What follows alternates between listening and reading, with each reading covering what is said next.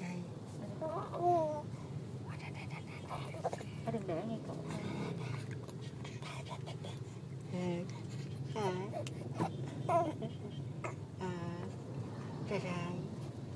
Trời đẹp trai ơi.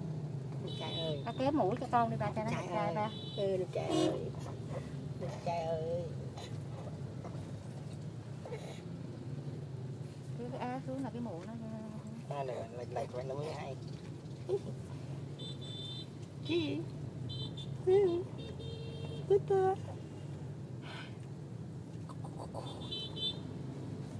Cô.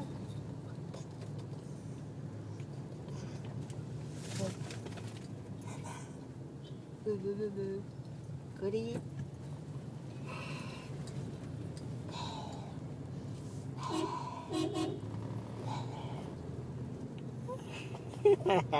Rồi miệng đầy sữa kìa. Thôi được rồi. Xì tóc, đừng đầy sữa kìa.